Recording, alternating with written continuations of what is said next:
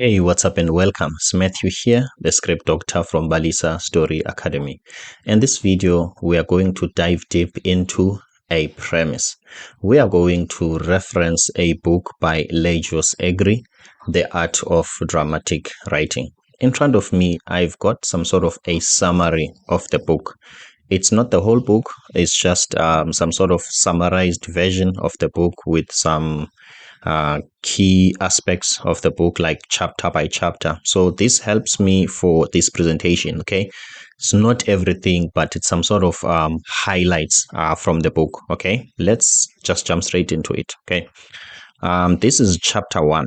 Okay, let's see chapter 1. Okay, the chapter title, it's premise. Okay, so we've got introduction. Okay, under introduction, a play must have a clear premise to guide the narrative and character. As a beginner, it's not easy to understand what a premise is, more especially according to Lajos Egri, an author or a thought leader which happened to resonate with me, or I understood him better. That doesn't mean Robert McKee, I don't understand him. That doesn't mean John Truby, I don't understand him. But Lajos Egri gave me some sort of the core essence, okay, of a premise, okay, his own tips and tricks, his own tools, okay, storytelling tools. They hit the point home. However, I must say, and I must be honest, and I must come out in terms of his what can I say, his tools, his strategies, his teaching are not for everyone to start with, and they are not easy to understand. That one I must admit. That's why I'm deciding to create this series, okay, analyzing Lajos Egri. Let's get into it. So here there is a book title, which is a premise. There is an introduction. Under introduction, we've got a play must have a clear premise to guide the narrative structure. Definition of a premise. I'm going to explain these things later. A premise is a portion that serves as a basis of an argument. This is the most important part about a premise, okay? A premise is a portion that serves as a basis of an argument, encompassing terms like theme, thesis, or a goal, okay? It's not easy to understand a premise, but I'm going to try to explain the premise as much as I can. Also, obviously, referencing some key concept on this book, okay? So when you think of a premise, what is the wrong way to think about it? Number one, the wrong way to think about a premise is to think of it as a moral of the story. Okay, it's not the moral of the story as far as I'm concerned. It's not at all. Okay, it's not the moral of the story. It's not like what can I say? In the end, the book is trying to say, be careful. If you, what can I say? The message is, don't judge a book by its cover. That's some sort of the moral of the story. That's what the story is trying to teach you. Okay, a premise is not that.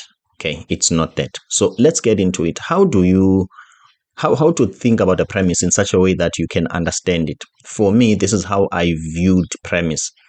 A premise is some sort of a philosophy. Okay, it must have that philosophical nature in it, or that poetic aspect. Okay, as you can see, this has got nothing to do with the moral of the story or the message. It's more like intriguing and puzzling. Think of it that way. Obviously, the way I'm defining it, I might some sort of get you into crafting complex premises which are not even easy to understand. I do get that, but stick with me for some time. Okay, it's more of a philosophical, okay, thing, and also it's more of a puzzling thing in a way. Okay, I can't tell you a premise and then you feel like you get it from the get-go. Okay, a premise makes you think. Done. Okay, I can't tell you the premise of my story and it doesn't make you think. Okay, so it has got that nature. So let's get into it and make an example of a premise which I once crafted. I think I posted that video on YouTube and TikTok. Okay, my premise was in form of a question. Okay, I think most Legios agrees premise, they are not in form of a question, but we're going to read a lot of his premise. Okay, my premise was in form of a question, and the question was, is marriage a God's blessing or a human greed? Let's get into what I said. Number one, it's a bit poetic. Okay, a premise has got that nature, okay, of I was gonna say Shakespearean like kind of a thing, okay, but that's not what I mean. But in a true sense, or in a serious note, it has got that poetic thing. Is it a God's blessing or a human greed? Okay, as you can see, this question some sort of makes you think, okay, and it gets you to think deeper about things. That's a premise.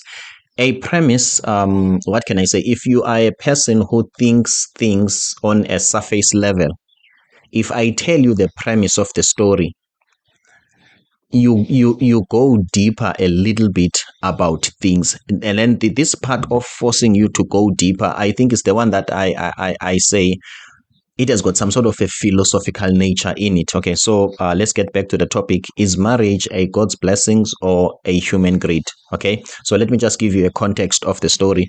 In the story, I was exploring the idea that what can I say? Marriage as a God's gift. Okay, and when we get into our African culture, you will realize that God's gift is love and God is love. So if a man loves someone, then that's supposed to be marriage. Everything revolving around that is marriage. But when you get into our African cultures, most of them, it's not about that. Okay, marriage, it's about getting someone to spread the family. That means they have to have children. If this wife can't give birth to my offspring, and then in our culture, that's a problem. And also, you get this lady, the lady must come home and they have to clean the house. Okay, so I was arguing about that. Okay, I was arguing about that. Is this a gift? Minad, is this true love, or this is the matter of the other family want to expand its own family through this person? Okay, so just let's stop there for now. Let's continue and see some sort of the summary or some sort of notes from Legios Agri. Okay, now we've got some introduction to premise in writing. A play, like an invention or a journey, must have a clear purpose or direction known as a premise. Okay, so as you can see, a premise is some sort of a purpose, a clear purpose. Okay, let's go back to my premise before we get into Legios Agri's premise. Is marriage a God's gift or a human greed? Okay, so this question, the answer to this question, it's a purpose. There is no way in which you can answer this question and then feel like the story has, like, it doesn't have a meaning. Okay, the answer to this question, its purpose, its meaning. Okay, so as you will hear here, Legios Agri suggests that as a writer you need to pick sides. So in this case, I am saying that marriage is God's gift. It's love. It has got nothing to do with everything that we have created, both Africans or non-Africans or Xhosas or South Africans. Everything that we have shaped around marriage, it's for our own benefit. And I'm saying that's wrong. If I see someone to marry them because I love them, not because they must expand my family, not because they have to clean my father's room, my father's house, so that when my mother is dead, there could be somebody who can keep the door open for my mother. So as you can see, I've got an opinion. So there is no way in which you can craft a great premise and don't have a purpose. It's impossible. As Legios Agri is saying, a play, like an invention or a journey, must have a clear purpose or direction known as premise. A premise gives your story, your narrative, a clear purpose or a direction. Whether you are from Japan, from Nigeria, from Lesotho, from South Africa, if I'm asking you, is this from God or our cultures have diluted this, you relate to it. You don't have to be a South African. You don't have to. It's the premise, like, anchors your story into purpose and meaning. Okay, so let's continue. So a premise is essential to a premise is essentially to life and also to drama.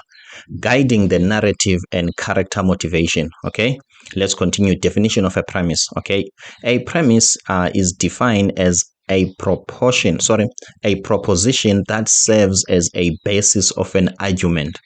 Okay, this is philosophical nature. Okay, philosophy has got some sort of arguments. Okay, it has got argument because it challenges the existing knowledge so that you can discover new knowledge, so that you can take your mind to a journey of being wise by questioning answers. In doing so, discovering that you yourself didn't know better before you ask yourself a question. Hence, I said a premise, it has got that philosophy in nature. Let's read this again. A premise is defined as a proposition that serves as a basis for an argument.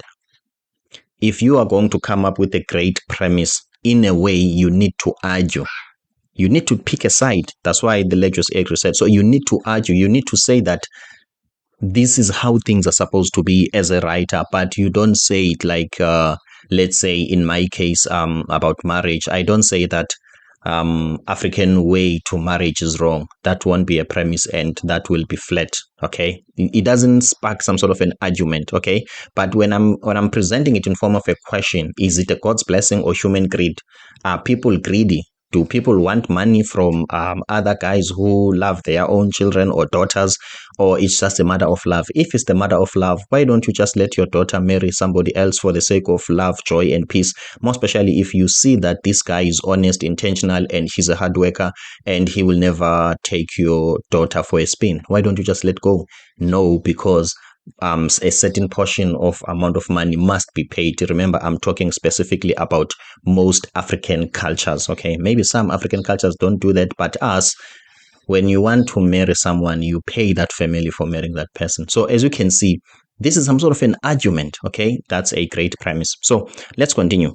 Okay, a premise is defined as a proposition that serves as a basis for argument. It sparks an argument. If it doesn't spark an argument, it must have people who are for it and people who are opposing. Okay, it encompasses various terms like theme, thesis, or a goal. So in case you don't really understand it, think of it in terms of a theme. What is the theme of the movie? Okay, what is the goal of the movie? What is the thesis of the movie? Okay, the term premise is chosen for its comprehensive nature and clarity. It is emphasized that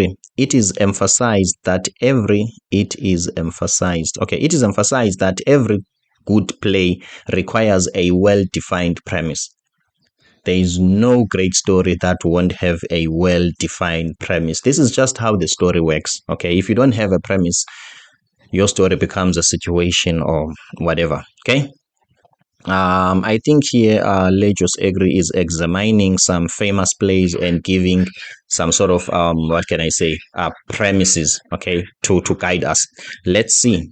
I think there is a story here, there is a premise here that says great love defies even death. I think this story is from Romeo and Juliet. Okay, that's what is written here. Okay, great love defies even death. Okay, somebody might feel like that is not the case based on this premise. Somebody might feel like, no, that is not the case. Great love doesn't even define death. Okay, and they can have their own reason. Okay, as you can see, Legos Egri's premises, they come in form of let's say a philosophical statement. Okay, let's continue. King Lear, blind trust leads to destruction. Okay, this and then this and then this. That is his own way, his own approach to it, and it works. Okay, for the most part in my life, I have been crafting premise from that. This will lead to this. Okay, I think the other one says jealousy destroy itself and the object of its love. Okay, that means not jealous doesn't only destroy itself, but also it destroys the person. Okay, jealousy destroys itself and the object of its love. That means jealousy is destructive. Okay, let's continue. Okay, these are different types of premises. Let's continue to components of a good premise. This is a very important part. I need to dissect this part and help you understand it. A strong premise consists of three parts: character, conflict, and an ending. This definition from Lejos Egri has been confusing for the longest part in my life. I don't wanna lie, I couldn't get it. Okay, I couldn't get it. When he said character, I thought he meant the name. Okay, like the name, somebody's name, like there must be a character. Unfortunately, that is not the case. Character, conflict, and an ending. Okay, let's go back to let's just quickly read this. For instance, a premise, frugality leads to waste, suggests that a frugal character with a specific conflict and an inevitable conclusion. As you can see, this leads to this. That is his approach. Okay, so let's go back to the three parts. I need to explain these three parts in details. Number one, a premise must have character. Okay, obviously, a novice writer might think that this character means a person's name. Unfortunately, that's not the case. Okay, so let's go back here. Let's go back here and just take an example of Lejos Egri's premise. Okay, let's read it. Ruthless ambition leads to destruction. Is there any character name there? No. Okay, we didn't say John or Justice or Alexandra or Matthew. There is no character name there. So when he said a great premise, the three pieces are parts of a great premise, it must involve character. He doesn't mean a person. Okay, this was my first mistake in trying to understand Lejos Egri. Let's read the other premise that he might have so that we can see, is there a person's name or anything that suggests someone? Okay, poverty encourages crime. Do you have an idea of somebody? Maybe a tall male, dark, whatever, or a female from King Williamstown, Dimbaza, Detroit? No such a thing. So as you can see, to think of character as somebody's name, it's misleading, okay, and it's wrong. So let's go back to those pieces. Okay, let's see. A strong premise consists of three parts: a character. So when he talks about a character, he doesn't mean somebody's name. As a novice, and I've seen a lot of students who make this mistake, okay, they think that character is someone, it's a person. Character is not someone, it's not a person. Character, it's psychology. Character, it's emotion. Character, it's intent.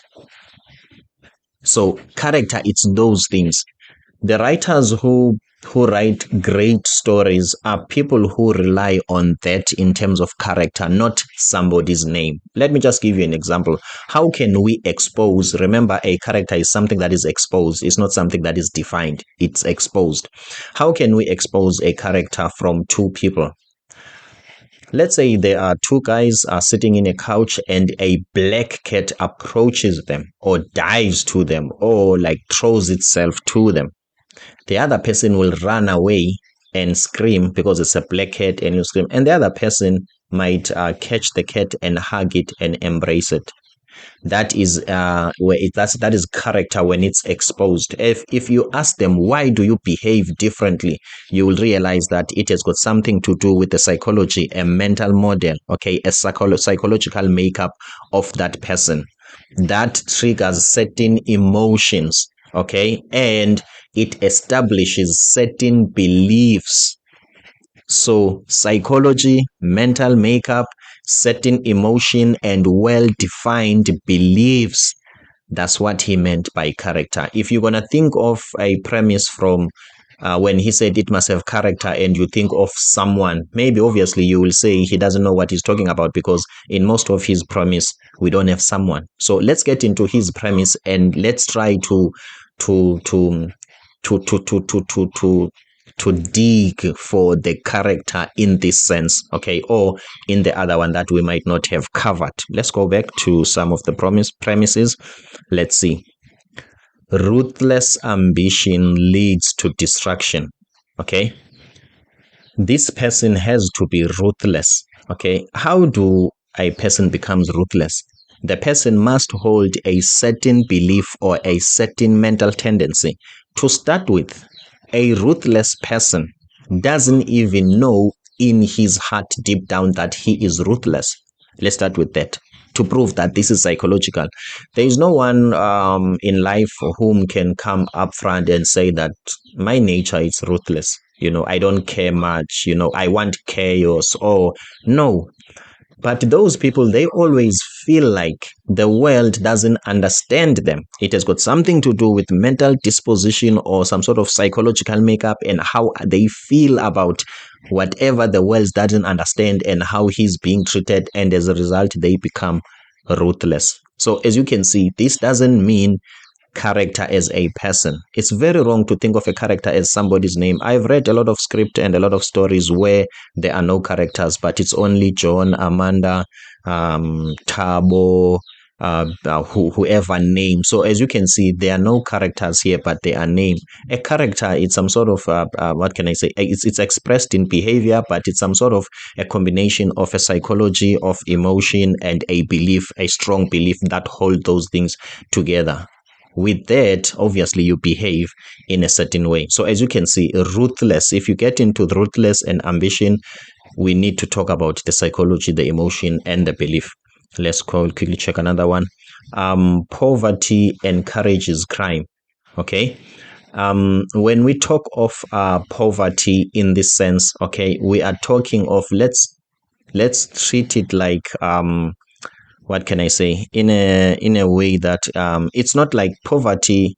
Okay, let me differentiate it from this. Poverty in this sense doesn't imply hungry.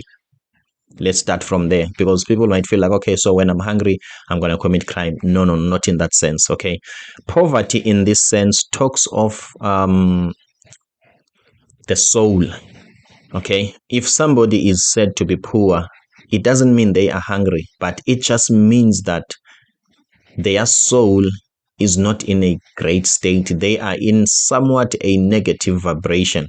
Like, for instance, if you can lose your mother and then lose your job and getting kicked out of the school, and then from then you are in your home alone and you are trying to make things happen, but things are not happening for a very long time. Okay, we are talking about poverty here in a spirit that attacks the soul. Okay, in my language we say umntu xa enxunguphele or edakumbile. Okay, it means that there is sorrow, there is a dark cloud upon you. Okay, so don't take it too much spiritual, but think of a soul that feels like that because of lacking. Okay, all these things that I've explained, they result, it's some sort of the what can I say, the outside appearance or the fruits of lacking. Okay, you had somebody who was looking after you and you lost them. That means you lack. That's poverty. You had some sort of you were hoping that you are going to make it in school and whatever, and now you've been kicked out of school. You are lacking that. Those things, they affect your soul. Okay, so poverty is not what can I say, it's not a physical thing, if I can be honest. Okay, it's not a physical thing. Okay, that's why sometimes the Bible says what can I say, if you are sometimes it seems like it's encouraging people to be poor. It doesn't really mean in that sense, in a physical sense, but it means that you need to be strong, you need to be resilient. Things have to happen to you and get used to them. We don't get strong by removing obstacles. We get strong by passing through obstacles. So if you are, for instance, like fasting, torturing the body so that the soul can be strong and the mind. So poverty is in that sense here. And if you look at it based on what you do when you are in poverty, meaning that still it goes back to your psychological makeup. Two people can behave differently in different circumstances. Jim Rohn once said in one of his motivational speech that there were two brothers. One became very successful and extremely prominent and well-known, and the other one became, what can I say, he destroyed himself. He became a criminal, nobody. He did everything wrong. Okay, and they were both inspired by one thing. Okay, I think it was because of their father. Their father left them nothing, and he was nobody, and he didn't care. So the first guy said that if I'm starting from, I was born in this family, the guy didn't care and he left us nothing. What could I become? What best could I do with the circumstances? So he destroyed himself as a result. And the same other brother, with the same thing, with the same circumstance, he built himself. He said, I have been left with nothing, so it is my duty to provide for the other generation. So as you can see, the term poverty here is leading to some sort of a mental, a psychological makeup, the emotion, and a certain strong belief rather than somebody who's hungry. Poverty encourages crime. Okay. Let's get into my own premise in closing. I said, is marriage God's blessings or human greed? Okay.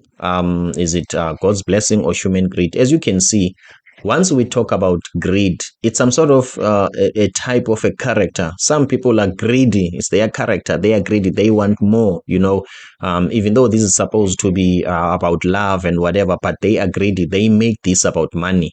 Meaning that even if their daughter could marry a poor guy who is very promising, brilliant, and whatever, they will never accept that because they want the money, they want the exchange. Remember, I'm talking about the African context, or at least the South African context, because in our cultures, you pay to get married to somebody. You pay the lady or the family something called the lobola to appreciate their parents for raising the kid, and then you take the lady as your wife. Okay, so let's go back here without wasting a lot of time. First of all, he said behind the premise. Nope, I want to be here. Let's see, a premise resonate. My apologies about that, I just got lost. Okay. A strong premise consists of three parts: a character. I think I've explained a character now. You understand it, okay? Conflict. This is also the hidden part in premise. Okay, as a beginner, it's not easy to get it. You can shoot a comment below if you easily understand these things. Maybe it was me. I don't know. Maybe I didn't know much, but it was tough for me to understand these things. It was tough for me to understand conflict in a premise. Now I have to be brief. Let's go back to some of these premises. Ruthless ambitions leads to destruction. Okay. What is conflict here? What suggests conflict? Let me start from an easy part, from my premise, the one that has got an easily identifiable and obvious conflict, and then we can get to Lejo's agrees, somewhat deeper and what can I say, somewhat hidden conflict. Okay. Is marriage God's gift or it's a human greed? Okay. Are we greedy around marriage or it's all about love? So if you look at these two things, these things suggest conflict. I hope you get it. For instance, let's say I'm the father and I have a daughter. If a man or a young boy wants to marry my daughter, to me, that's wealth. Think about it that way. It's wealth, it's an income, it's some sort of a status. Let's say he will give me millions. That's something. Okay. What if my wife is approaching me, telling me that this is a God's gift? We are not really supposed to make this all about money. Can't you feel the conflict? Just be honest, shoot a comment below. Can't you feel the conflict? You see, the father is like, we are going to make money. This is our daughter. We have raised the daughter and we need to be compensated for that. It's not greed. It's not like I'm greedy, but it's something that I deserve. It's something that I demand. The woman will say, yes, I understand, but let's go to the source. Who is the creator? Who is the initiator of marriage? Which institution we can go to that will give us the details about marriage? It must be some sort of a religious foundation, whether it's Christian or whatever you believe, but the source of this is God, the creator. So are you gonna think of this as what you deserve, or you are going to think of this as grace from religious perspective and serving God? More or less, or what is worst, the worst thing is that you are a pastor. So a great premise has the conflict. It must have it. Like as soon as somebody say it, you must see you must see that here is the foundation of a premise. So sorry, of the conflict. So if you don't have enough conflict, it means that you are careless in your premise. A premise needs to suggest a conflict. Let me just give you another simple example before we go into Legios Agri's maybe somewhat complex what can I say, somewhat complex premises. Okay, let's craft a premise around identity. Is identity one's perspective of himself, or it's what the public sees? Okay, obviously, I might put this in a way that it might not be easy to understand, but I hope you get what I'm trying to say. The premise here, or the theme, it's around identity. I'm asking, what is identity? Is identity a self-image or a public image? I think this is the best and the short and the concise way of putting it. Is identity a self-image or a public image? One might feel like it must be a public image because you judge a fruit by what it bears, not by what it says it is. This is 100% correct. You can't tell me that you are nice, you are humble, you are whatever. I need to look at you, and based on what you do, I have to define you. I have to say he is a crook, he is a bad person, he is a nice person. Make a total perfect sense. But at the same time, is it self-image? Meaning that, do I have to depend on other people to tell me about who I am? That's unfair. So one can feel like identity is who I am. It's my own self-image. I am the image of God. Therefore, that's my identity. My identity is not tied to my behavior. Somebody might feel like, but you did wrong yesterday. The person might feel like, yes, I did wrong. That was not me. That is something that I did. I'm talking about me now. I am the child of God now. Remember, yesterday, that is something that I did. It was an act. It was a misconduct. But don't associate what you did with yourself, because you will never, let's say, be righteous, or the devil might play a game with you. So as you can see that I'm coming with these different ways of arguing against this premise, okay, or different views from different people based on the premise. Premise is conflict. If your premise doesn't have a conflict, or the conflict is too hidden, okay, then obviously your story might not be great. Okay, let's see. Ruthless ambition leads to destruction. Okay, is ambition a wrong thing? Is it wrong to be ambitious? No. Okay, it's not wrong to be ambitious. Okay, is it wrong to be ruthless about it?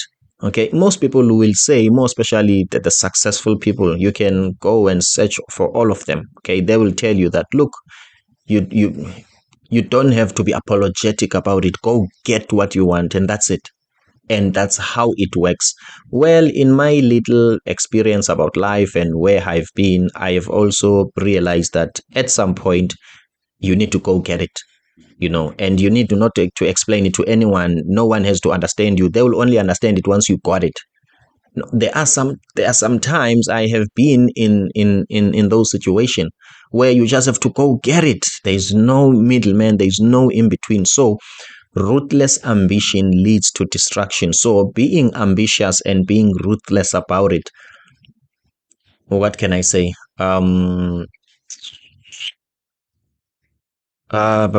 Maybe you can be strong about it. You can be radical.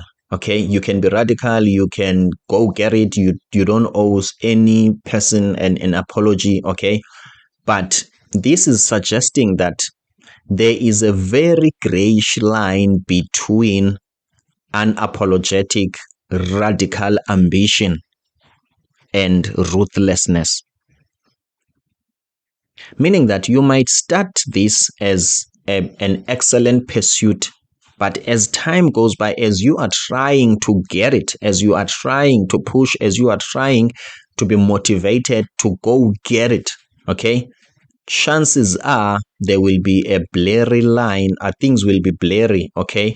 Strong, unapologetic, go get it, motivated, strong spirit might be diluted, or it might be distorted. Now you might end up being ruthless. Okay, let's go back here. Ruthless ambitions leads to destruction. Where is the conflict here? Okay, now that I've explained the context of, in whatever that you do, that is great, that is whatever that you want, you might end up being ruthless. You might end up stepping on other people's toes, taking advantage of the poor, and because you believe that you just have to go and get what you want. Where is the conflict here? I'm going to present it as some sort of an internal conflict first to help you get it. There is something that I want, and I want it so badly. Okay. Anything that stands on my way is my enemy. That's how I think. But what is the conflict then? In doing so, okay, in doing so and being hungry and make sure that you get it, okay, you might find someone who's dependent on what you want, okay. He might not be directly dependent, but he's a beneficiary of what you want. You then have to choose to think for that person or to get what you want. Now, this is where the conflict becomes, okay, this is where the conflict is being introduced. Ruthless ambition leads to destruction. At some point now, you will have to step on someone else's toes to get it, because you are like, I have worked this, I have moved, I have traveled this far trying to get this thing. This person has been sitting here just benefiting, and now I'm not going to get what I want because of him. No ways. So this is more like a moral conflict. Okay, what is the best thing to do given the circumstance? What is the best thing to do given circumstance? Let me just give you an example. You work hard as a business person, you get money from nowhere, people were laughing at you and whatever. And now that you've got the business and you've got something going on, all of a sudden things are working for you. Now you are being asked by poor people to give back, and it looks like it's some sort of a forceful way, and people, they don't like you because you don't give back. Do you see that? What can I say? That could force you to be, I'm not sure, to be somewhat ruthless, because the person who's ruthless, in a way, they don't say, I am ruthless. Let's start from there. There is always a psychological makeup, a certain way of looking at things that makes people ruthless, okay? Ruthless ambition leads to destruction. What is the conflict? To be ambitious, it's a right thing, okay? If you are soft about your ambition, they might not work. If you are too hard about your ambition, you might fall into a trap whereby you need to choose between being human enough, morality, and being humble, being soft, being kind, feel for other people, or get what you want. So that is the conflicting part, okay? When do I say it's enough? When do I say I have to get it? Okay, I'm not going to be apologetic about it. I'm just going to go and get it, okay? So here, he said a strong premise consists of three parts: a character, a conflict, and an ending. The ending part works well in his approach. This leads to this. It works well. Let's just continue and wrap things up. The importance of an active premise. The premise must resonate with the author's conviction. Most stories that I have read, the author is not convinced of anything. The author is not convinced. He doesn't have a conviction. The author doesn't have a point of view. He doesn't have it. That's why there is no premise.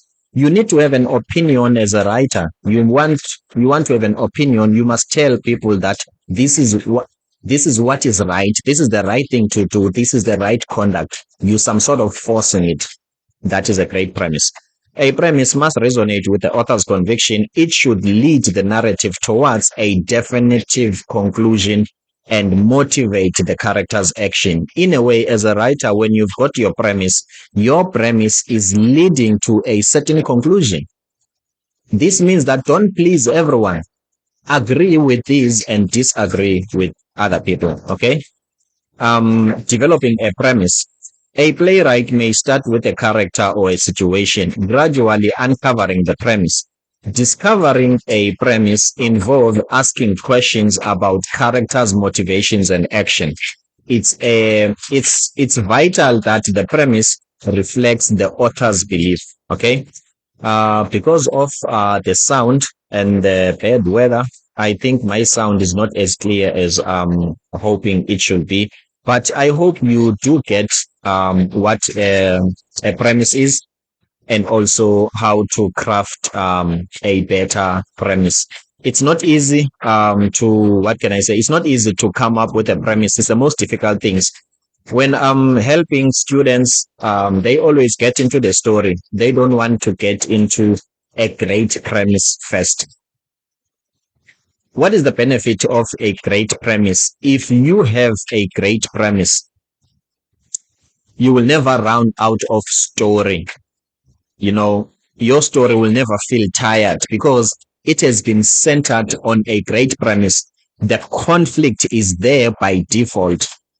I'm Matthew Msengati. I'm the script doctor from Balisa Story Academy. Don't forget, we've got a YouTube channel. If you like content like this, please subscribe. See you on the next one.